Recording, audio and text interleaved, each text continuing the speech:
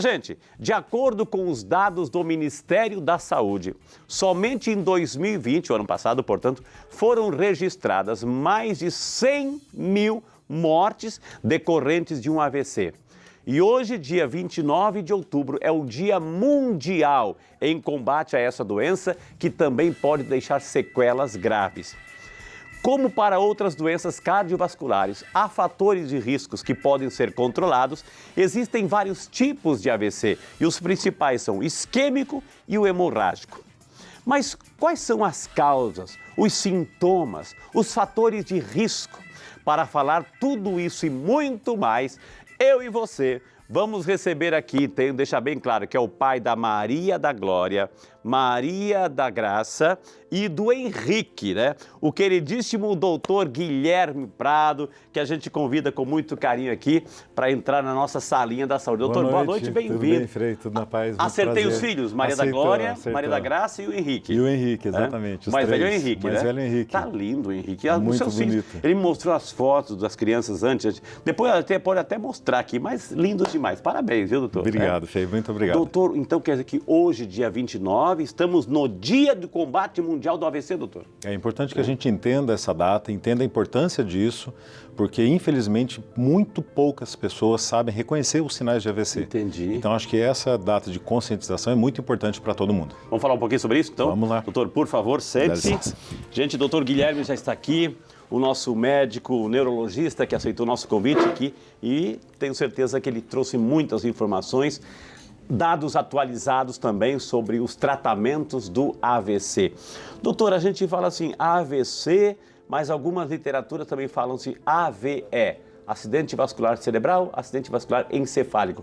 É a mesma coisa? Exatamente, a mesma coisa. Apenas questão de semântica, apenas questão de nominação, mas Entendi. O acidente vascular cerebral, tanto encefálico, tanto acidente vascular isquêmico ou hemorrágico, refletem um mesmo grande grupo das doenças que envolvem a obstrução do fluxo sanguíneo cerebral.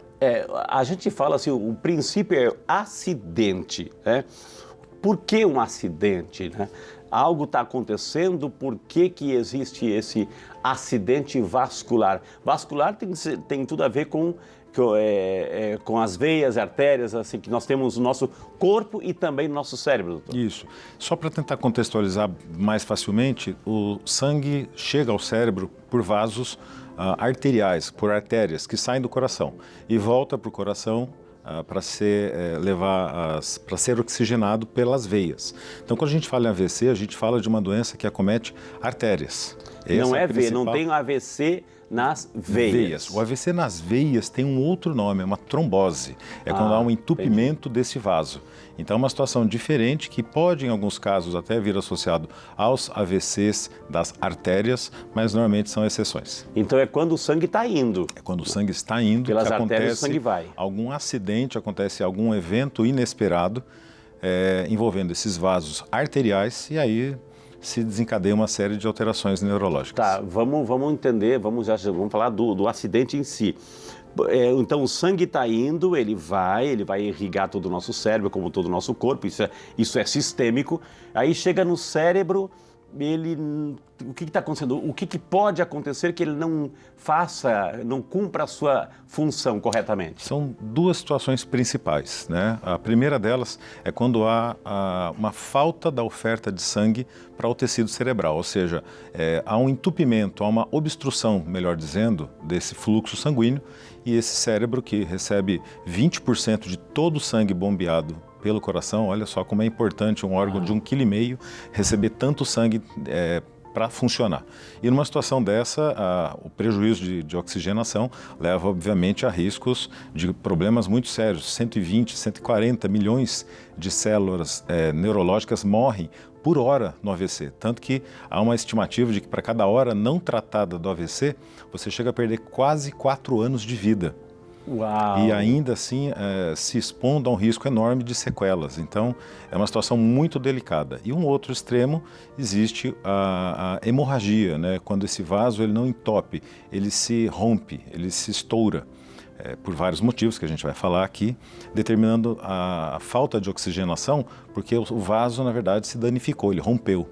Agora, ok, vamos na primeira parte, que é a obstrução, o entupimento ou o isquêmico, né? Isquêmico. Esse tem o nome, isquêmico. Exato. Quando teve uma obstrução. Por que chegou? Teve uma trombose ali, tem um engarrafamento ali, doutor, naquela artéria, o que aconteceu? O que está acontecendo ali? O mais comum hoje em dia, infelizmente, são as doenças associadas com as alterações cardiocirculatórias, vasculares, ou seja, alterações no corpo que possam levar a alterações na parede do vaso e, por uma questão física, conforme ele vai se alterando, ele vai entupindo, reduzindo o seu calibre e o fluxo sanguíneo lá dentro. Principalmente pela hipertensão, diabetes, colesterol, cigarro, drogas, obesidade, o próprio sedentarismo. Infelizmente, cada vez mais jovens abaixo de 40 anos, entre 30 e 40 anos, que com certeza têm essas descompensações dessas doenças e aliadas ao bendito estresse, hoje que cada vez mais é reconhecido como fator de risco para a isquemia cerebral.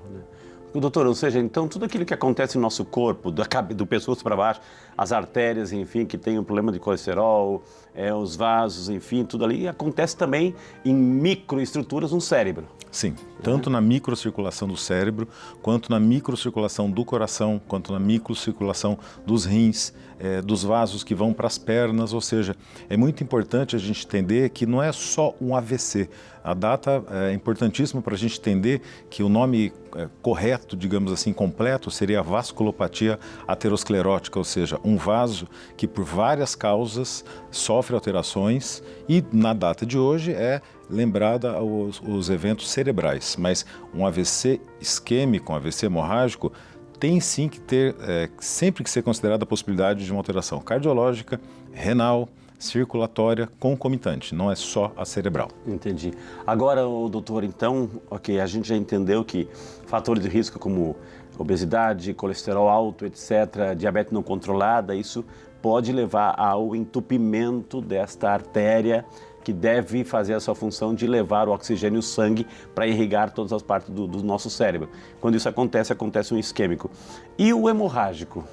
O hemorrágico, por algumas situações, a gente tem um vaso que pode ter uma malformação na sua parede, ou seja, ele tem um ponto de fragilidade e a partir dali começa a ter uma formação como se fosse de uma bolsinha de sangue, conhecido como aneurisma cerebral, mais comumente. E essa é uma das causas do acidente cerebral hemorrágico, o sangramento por uma hemorragia de um aneurisma cerebral. Mas um pico alto de pressão, por exemplo, pode fazer com que haja sangramento em uma parte específica do cérebro, em algumas áreas específicas do cérebro, assim como malformações podem levar a dificuldade para o sangue circular na cabeça, provocando uma hemorragia cerebral. E algumas outras situações, inclusive em crianças, podem levar, sim, crianças até a terem isquemias cerebrais. Ou seja, uma criança ou hemorragia. Pode ter? Com certeza. Uau! Com certeza. Agora, doutor, o fato de ter assim uma hemorragia, a gente sabe que quando a gente tem um corte no corpo, enfim, as plaquetas já vão lá diretamente para fazer o trabalho delas, que é para estancar aquele sangue. Ou seja, e uma vez que tem um rompimento de uma artéria no cérebro, o sangue vai fluindo ou o nosso próprio organismo trata também de trabalhar lá, de estancar, de colocar lá uma solda momentânea ali? Isso é uma pergunta linda de responder, porque é uma das perguntas que poucas pessoas sabem. Até que horas você fica sangrando? Então, só para ter uma ideia. Quanto tempo? Quanto tempo a gente fica sangrando? Basicamente, nós temos duas pressões na cabeça. A de sístole, o primeiro valor daquela pressão do coração, o 12 que todo mundo fala, e a de relaxamento, o 8, por exemplo, o 12 por 8. E a pressão intracraniana ela vai de 5 a 20. Então, numericamente, comparando as mesmas ideias. Entendi. Quando você sangra na cabeça, você aumenta a tua pressão até perto do 80. Quando você tem um gradiente de pressão que não sangra nem para fora e nem entra para dentro. Ou seja, você chega a quadruplicar o valor da pressão intracraniana normal na hora da ruptura, por alguns segundos. E é isso que faz com que você desmaie, é essa hora que você para de sangrar. Quando você desmaia, para de sangrar. Quando você desmaia, o cérebro já está numa situação de hipertensão intracraniana tamanha que você perde a consciência.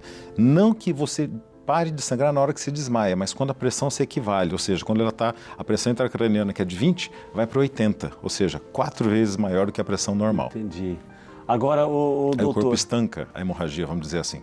mas assim, aquele sangue que já vazou, vai para onde? O organismo vai absorver? Isso, aquele sangue que vazou, ele tem 4 locais específicos para se localizar. O primeiro deles é no meio do cérebro. O segundo deles você pode ter, vou aproveitar até esse desenho, Ô, doutor, para poder, tá muito longe aqui, para né? poder passar. Não, mas aqui a gente vai conseguir entender bem. Você pode ter uma situação no meio do cérebro, que seria Ok. bem dentro dessa região. Você poderia ter entre estes espaços, essas minhoquinhas inúmeras que a gente tem na cabeça, Ok. na capa que reveste o cérebro, mas não ainda fora do cérebro, ou seja, em contato direto com o cérebro, e desta capa que reveste o cérebro para cima. A meninge. A meninge, a capa que eu falo meninge. Ok. Então você tem no meio do cérebro o intraparenquimatoso, no meio das cobrinhas o subaracnoideu, externo ao cérebro, mas dentro ainda da meninge, Ok. o subdural, e eventualmente um epidural acima para fora da meninge. A gente sabe que o sangue ele tem essa característica de coagular, doutor. Ou seja, Sim. o fato de estar ali, ele continua no seu estado líquido ou ele vai coagulando? E coagulando ele pode também Isso. bloquear? Há um efeito lesivo do sangramento sobre as estruturas do cérebro em volta.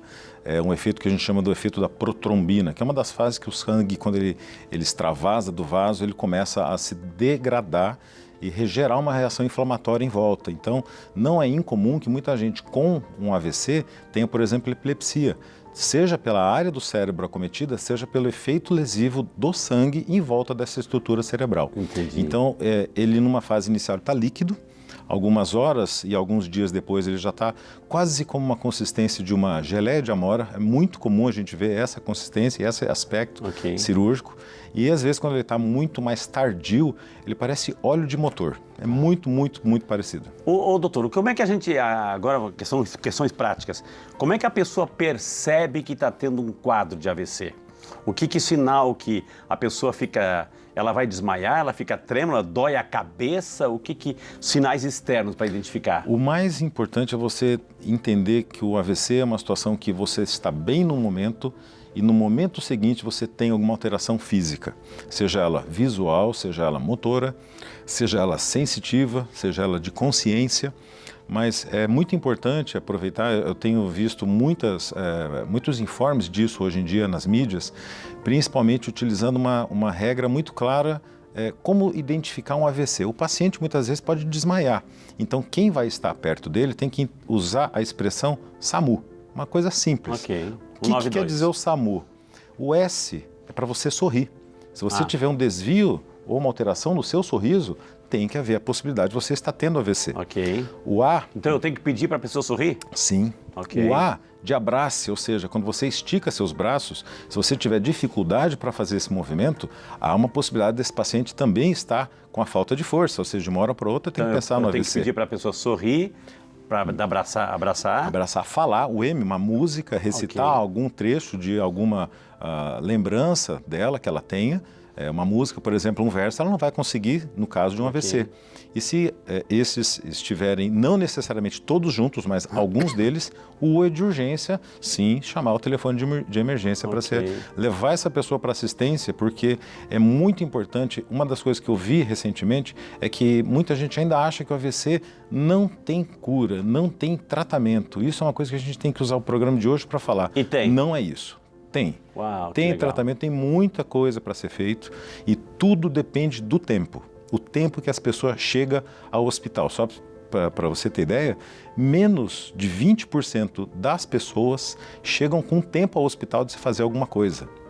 É inaceitável que de cada 5 pessoas com AVC, só uma você consiga fazer alguma coisa numa fase hiperaguda para tentar restabelecer a circulação do sangue daquele paciente. Então isso é muito difícil num país continental como o nosso, seja por inúmeras questões que a gente também pode falar aqui, que essas pessoas não tenham atendimento. Então é diferente não ter atendimento ou não ter o que fazer. Temos o que fazer, mas infelizmente muitos não chegam a tempo. Ô, doutor, a gente sabe que na cardiologia a gente tem assim um fenômeno, uma síndrome chamada síndrome vasovagal, né? Que é, de repente, a pessoa está lá e conforme um movimento que ela faz, meio que brusco, etc., pode também obscurecer a vista, a pessoa pode ter um leve quadro de desmaio, não é um AVC. Não, essa é importante, não é um AVC. Principalmente como diferenciar, por exemplo, uma tontura aguda de um quadro vagal, por exemplo, de uma alteração eventual neurológica. O coração responde muito rápido, então sempre que você tem essa alteração, seja de tontura, seja de mal-estar, rapidamente você volta à sua normalidade, ou seja, em alguns segundos ou às vezes em pouca fração de segundos, você já volta como você estava bem antes. O evento neurológico, isso não acontece, ele persiste por mais tempo e às vezes ele não melhora. Então essa é a principal diferença que a gente tem que falar, poxa, o paciente teve uma tontura, um paciente começou a ficar deitado e não levanta mais. O cardiológico já teria melhorado. Okay. Tem que pensar no neurológico numa situação dessa. Olha quantas informações, gente. E o telefone já deu sinal de vida. Alô, boa noite, dona Araci. Uma benção, Feia. Deus abençoe a senhora, minha linda. Boa noite, doutor. Boa noite, Araci. Deus abençoe, dona Araci. Fala da onde, querida? De Franco da Rocha. Franco da Rocha. Tá acompanhando Saúde e Fé, ligadíssima na TV Aparecida aí com muito carinho, viu? Tô. Ô, dona Araci, qual é a sua pergunta aí pro doutor Guilherme? Eu queria perguntar pro doutor, eu tenho um lado da cabeça que o sangue não circula direito. Eu quero saber se eu tenho algum risco de ter um AVC. Muito bem, dona Araci, fez a sua pergunta, vai ouvir aí no carinho, no conforto da sua casa, viu? Um beijo no seu coração, ligue sempre que puder, viu? E aí, doutor, ela tem má circulação no lado da cabeça. Pode ser? Essa é uma pergunta muito difícil até de responder, mas pela agonia que eu estou pela dona Araci, não é que eu quero que ela se desespere, mas quando um médico identifica que há em exames não invasivos alteração da circulação do sangue na cabeça do paciente, normalmente ele fala isso para o paciente e ele tem que ponderar sobre as causas, sobre as possibilidades de tratamento. Vai ser feito um tratamento com uma cirurgia, por exemplo, desobstruindo uma artéria do pescoço, vai ser colocado a partir da virilha um stent neste vaso.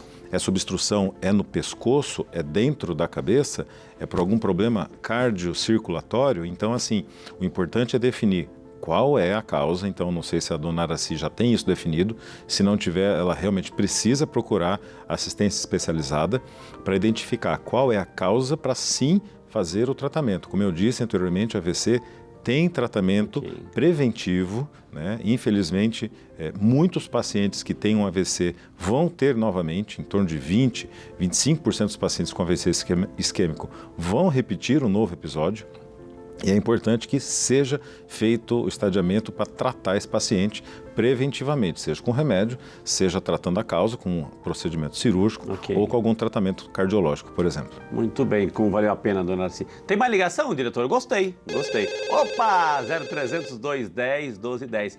Alô, boa noite, dona Manuelina. Boa noite. Boa noite, Deus abençoe a senhora, dona Manuelina. Fala da onde? Amém. Deus que abençoe o senhor também. Obrigado, linda. Fala da onde, querida? Eu estou falando de São José do Rio Preto, estado de São Paulo. São José do Rio Preto. Está acompanhando a TV Aparecida. Está gostando do programa? Eu acompanho todo dia, eu não perco nada da TV Aparecida. Obrigado pelo carinho, viu? Viu, padre? Eu vi ele falando, um beijo pro senhor também. Eu vi ele falando sobre o AVC. Certo. E eu também adormecendo muito o braço esquerdo, a mão, a perna. Eu fico pensando, será que é um AVC que dá para me dar ou o que pode será?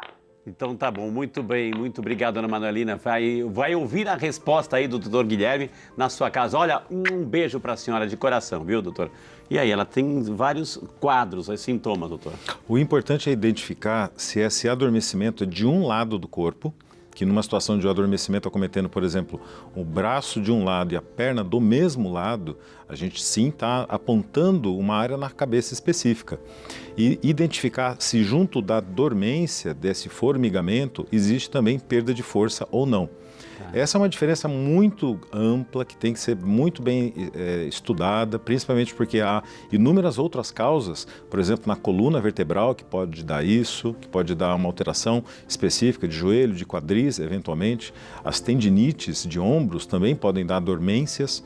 Então é importante identificar se existem alguns critérios de gravidade nessa paciente e normalidade, por exemplo, de uma coluna, de um tendão, de um osso, porque em se tratando de normalidade de coluna, tendão e ossos, a gente tem que pensar na possibilidade neurológica assim como uma possibilidade para o caso dela.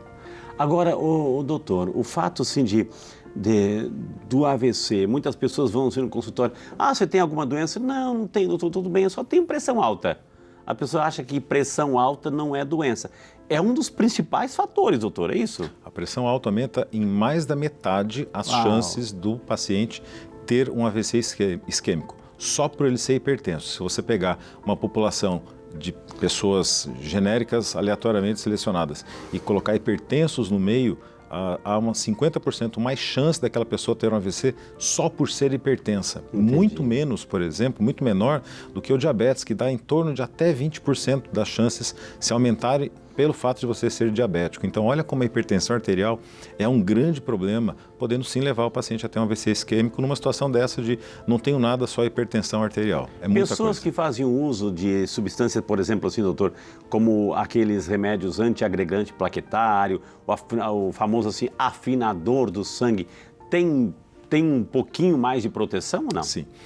É o que a gente sempre fala, não esqueça que você já teve um AVC, porque a profilaxia de eventos secundários que podem vir depois, 80% dos pacientes podem prevenir isso de acontecer após um evento isquêmico, ou seja, eles são feitos à base de medicação, a maior parte desses tratamentos. A aspirina, o AS, é um desses tratamentos. Então é importantíssimo que o paciente começou com esse tratamento, infelizmente não pare.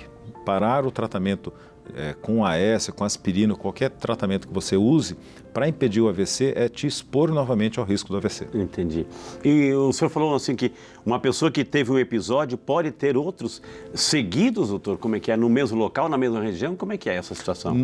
Esse ciclo? A gente tem uma chance aumentada do AVC logo nos primeiros dias. A gente falou muito do AVC isquêmico transitório, do hemorrágico, mas tem um terceiro tipo que pouca gente fala, muito pouco dele, mas é importante a gente falar por essa pergunta, Por favor. que é o transitório. Por quê? Um acidente isquêmico transitório, ele tem uma melhora dos sintomas, seja de movimento, seja de perda de visão, seja de perda de fala, em até 24 horas. Ou seja, é aquele evento que dá o paciente, por exemplo, ter uma paralisia completa de uma parte do corpo, dali a um tempo depois, poxa, melhorou. O corpo dele conseguiu fazer esse mecanismo de circulação colateral. Isso é um transitório? Isso seria um transitório, que melhora em até 24 horas. Mas nos pacientes com acidente isquêmico transitório, há uma chance aumentada de evento isquêmico cerebral definitivo, isquêmico definitivo, em até 90 dias, 3 meses. Ou seja, esses pacientes têm chance aumentada com um pico máximo em torno do 30º dia e ela vai baixando até esses 3 meses chegarem.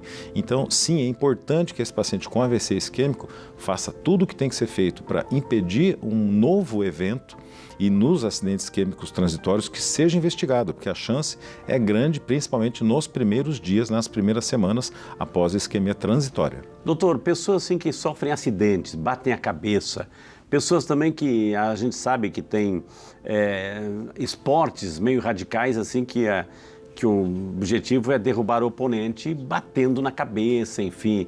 Isso a curto e médio prazo vai ter algum problema, doutor? É triste responder essa pergunta com experiência. Eu já tive vários lutadores de artes marciais com evento isquêmico cerebral. Faltou sangue na cabeça por um movimento de tração grande na região do pescoço.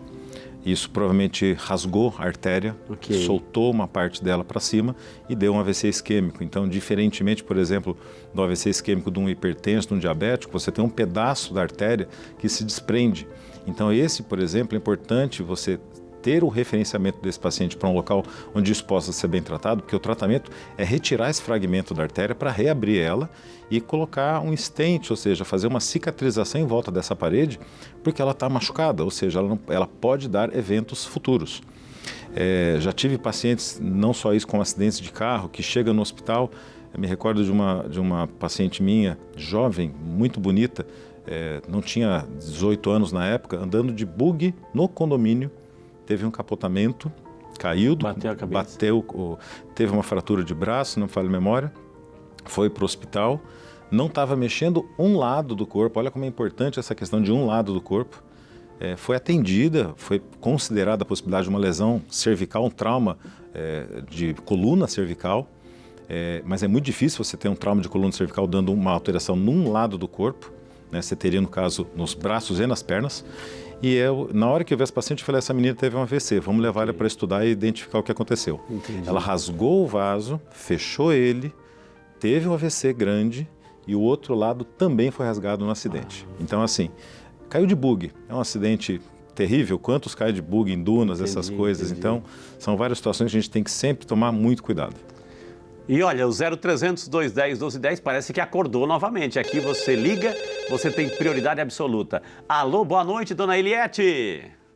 Boa noite. Dona Aliette, não Eliette, Aliette. Aliette.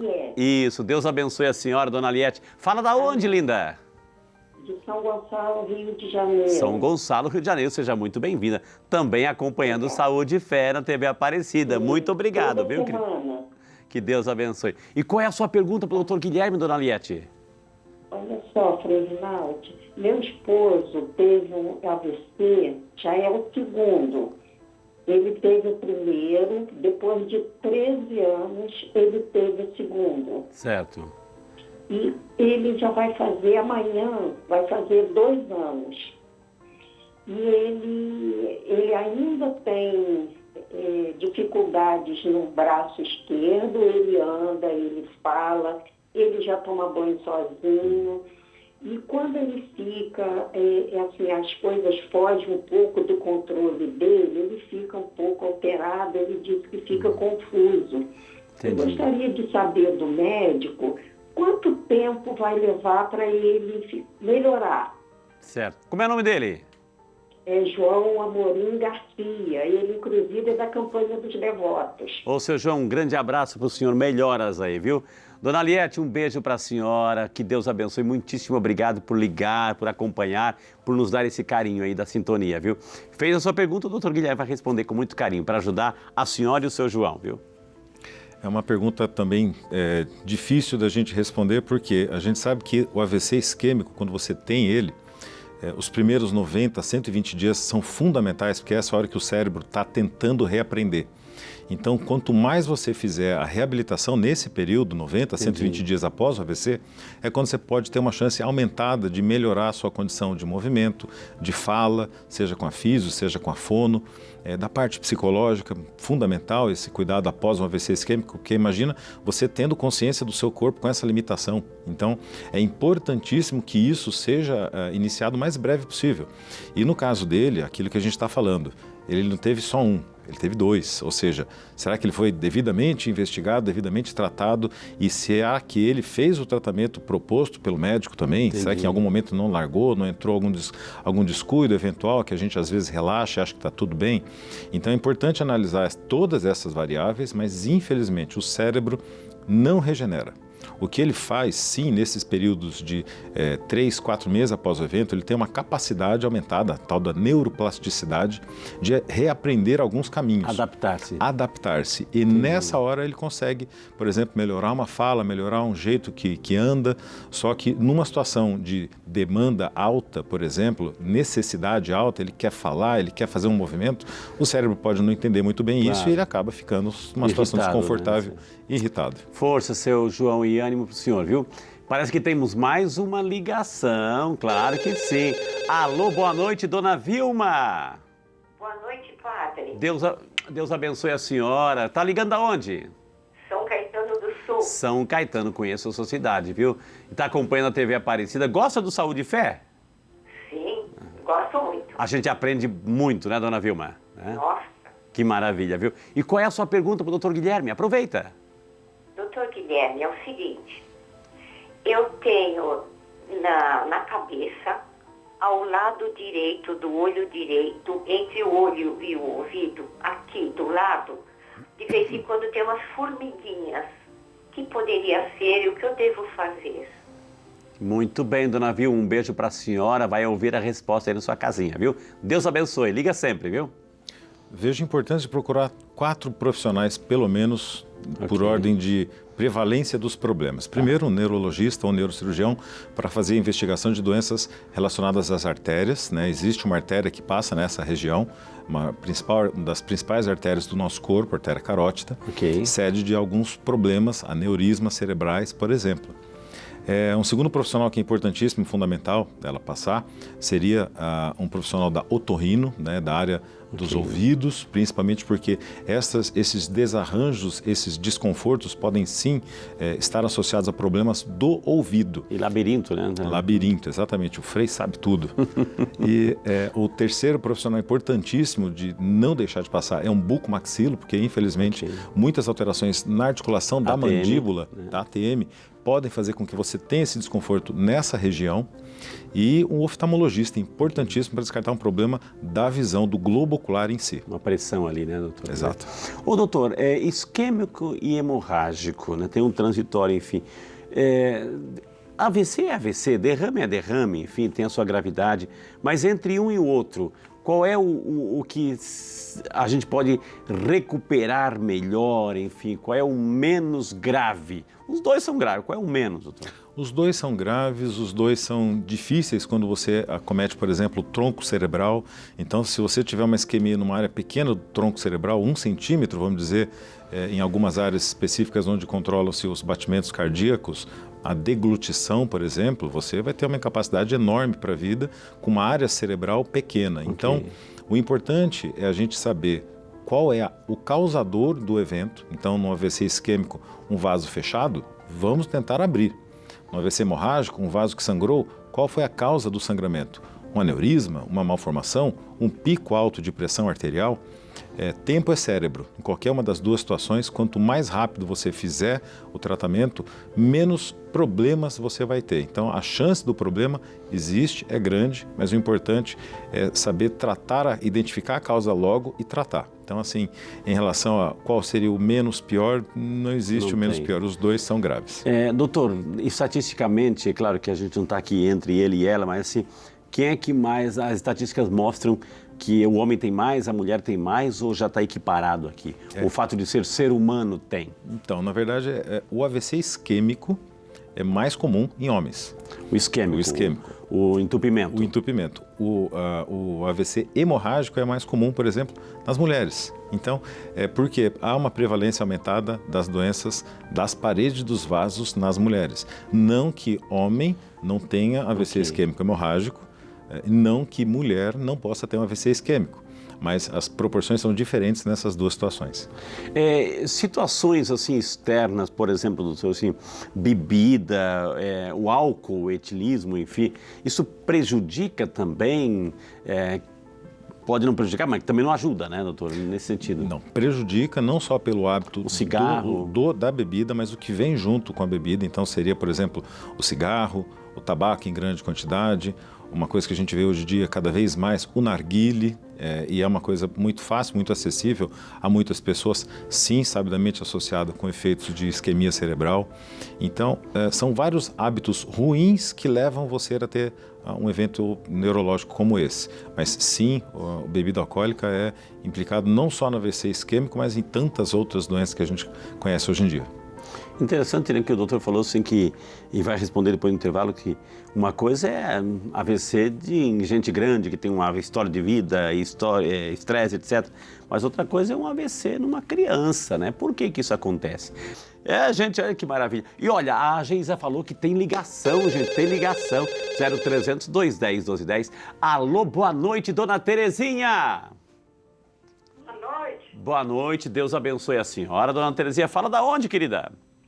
Eu falo de Piracicaba. O Rio de Piracicaba, da Dona Terezinha, que maravilha, viu? Canta um pedacinho pra nós, canta. Canta o hino oficial de vocês. Eu vou cantar. O Rio de Piracicaba. Vai, Ju, Jaraguá, pra fora. Tem a música. Valeu. Ô, Dona Terezinha, seja muito bem-vinda, está acompanhando Saúde e Fé. Sim. E qual é a sua pergunta aqui para o doutor Guilherme sobre o AVC? Eu queria perguntar para o médico o seguinte, eu tenho um barulho na cabeça, um barulho parece de panela de pressão quando está funcionando. Isso me incomoda demais da conta. Um barulho horrível. Mas é mais à noite, mais durante o dia? Não, é direto. Faz tempo que eu estou com isso, faz uns 3 meses. Eu estou com depressão também. Uau, né? Então vamos aí ouvir a orientação do doutor Guilherme para a senhora tirar essa pressão da cabeça aí, viu, querida? Um beijo para a senhora, melhoras, viu, querida? Melhoras, viu? Doutor, e aí? É o mesmo raciocínio que a gente comentou anteriormente, de procurar aqueles profissionais, mas no caso desse, pontualmente eu entendi que ela tem há 3 meses esse problema, então se for uma coisa que não tinha antes de 3 meses e começou a surgir agora, até essa descrição de uma a sensação do coração batendo, uma panela de pressão, a gente tem que pensar em doenças vasculares como causa desse problema. Ok. Tem que pensar. Agora, infelizmente, a superposição com transtornos de ansiedade, das mais variadas expressões, por isso que é muito importante você tratar também com psiquiatra e um grupo Esses específico quadros de depressão, né? de psicologia, porque isso pode sim também estar associado a uma descompensação, por exemplo, de um problema emocional, que seja com medicação, seja com terapia, com um profissional capacitado, o paciente teria uma melhora muito grande. Então, assim, não deixe de fazer aquela investigação, como a gente pontuou anteriormente, mas principalmente considerando-se esses outros profissionais que a gente citou, psiquiatra e psicólogo. Muito bem. Obrigado, Ana Terezinha. Melhora para a senhora, viu? Ô, Geisa, tem pergunta pelo WhatsApp? Eu quero acreditar que tem bastante chegando aqui. Estamos ao vivo, minha gente. Então pode... Muito obrigado. Nosso amigo Rodinei Souza Pereira, de Jaguaruna, Santa Catarina. Obrigado, Rodinei. Deus te abençoe. Boa noite, Frei. Tudo bem com você? Melhor agora, Rodinei. Gostaria de saber o que podemos fazer para evitar o AVC. Obrigado pela atenção, minha esposa Sonéria e eu estamos sempre ligadinhos no programa. Obrigado, Rodinei, pelo carinho de vocês dois, viu? Então aí, fez a pergunta, vai ouvir a resposta, Rodinei. Hábitos saudáveis, controle do peso, atividade física, controle de eventuais doenças associadas ao evento aumentado de AVC, hipertensão, diabetes, colesterol, cuidado com a parte emocional, que a gente nunca pode deixá-la de lado.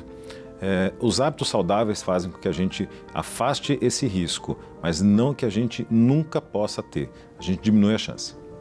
O Moacir de Tramandaí, Rio Grande do Sul. Obrigado, Moacir, que Deus te abençoe. Bem-vindo, Moacir. Boa noite, Frei, doutor. A obstrução das carótidas pode ocasionar um AVC? Pergunta o Moacir, doutor. Até 1/3 dos pacientes com AVC isquêmico tem doença nas carótidas e nas vertebrais, né? As carótidas são os 2 vasos de maior volume na frente, as vertebrais, os 2 vasos de maior volume na parte da nuca. Então, sim, 1/3 desses pacientes com AVC isquêmico podem fazer a investigação do cérebro em si e não encontrar a causa, sendo 1/3 delas a doença obstrutiva ao nível das carótidas. A Maria Nessi de General Câmara, isso, Rio Grande do Sul? Obrigado, Maria Nessi, Deus te abençoe. Boa noite, Frei, doutor. Gostaria de perguntar o que fazer se acharmos que uma pessoa pode estar tendo um AVC. Podemos dar água? Seria melhor não dar nada? Quais os primeiros cuidados até levar ao médico? Pergunta a Maria Nessi. Preocupada aí, doutor. Importante, noção básica de primeiros socorros. A gente não tem muito essa noção divulgada, por exemplo, nas escolas. Então é importantíssimo evitar ao máximo de colocar qualquer coisa na boca do paciente, seja água, seja colocar o dedo na boca para desenrolar a língua, um mito tão sem fundamento nenhum. Uma situação do paciente perder a consciência, o que você tem que fazer é levantar a cabeça e estender o pescoço, lateralizar o paciente por uma situação de um vômito, para que ele não engasgue, por exemplo, com o vômito, e chame o SAMU. No caso dele estar acordado, ainda com algum grau de consciência, tentar identificar ou pegar o que está acontecendo, qual a principal queixa do paciente naquele momento, é dor na nuca, é perda de força, é dificuldade para falar, e chamar a ajuda, ou seja, em qualquer momento o SAMU sempre tem que ser acionado. Doutor, eu já defendi aqui, vou recapitular, porque acho que é fundamental. A gente está perdendo uma oportunidade enorme, fantástica, né? A gente está aí, né, acompanhando os jogos, Olimpíadas, jogo, campeonato disso, daquilo, enfim. Eu já defendi aqui, antes de começar o jogo, né, lá no meio do campo, eu acho que podia ter médicos, uma equipe, enfim, levar aqueles bonecos, ressuscitação cardíaca, ensinar. Todo mundo, a mídia toda está lendo, está vendo ali os torcedores, enfim. Acho que fazer esse tipo de cuidado no AVC, acho que nas escolas, enfim, aproveitar essas instâncias para educar, doutor, né? Sim, é um país que tem tantos enfermeiros, tantos profissionais de saúde em tantas esferas, e a educação, infelizmente, infelizmente, a falta de educação médica assistencial básica, simples, né? Como uma noção do o que colocar, por exemplo, num corte, ou colocar pó de café, limpeza, higiene. Então, o paciente que tem um desmaio, uma perda de consciência, o que fazer nessa situação? Eu vejo sim uma situação que deveria ser uma premissa das escolas, junto com tantos profissionais da enfermagem, da saúde, para poder orientar todo mundo. É importantíssimo que até um amiguinho vendo uma criança caindo no chão, por exemplo, desmaiando, tenha que ter a consciência de vou chamar ajuda, mas será que eu consigo fazer alguma coisa agora? Não que um menino de 7 anos vai fazer uma ressuscitação num de 5, mas ele vai identificar que algo errado está acontecendo com o amiguinho. E vai vou chamar ajuda. Exato, exatamente. Né? Então aí está lançada a campanha também, viu? A Ângela de São José dos Campos. Oi, Ângela, Deus te abençoe. O meu pai teve um AVC há 3 anos, quando tinha 80 anos de idade, mas afetou o seu cérebro, cerebelo, e ele ainda não ficou com sequelas. Ele pode vir a ter um AVC novamente? Pergunta a Ângela, doutor. Sim.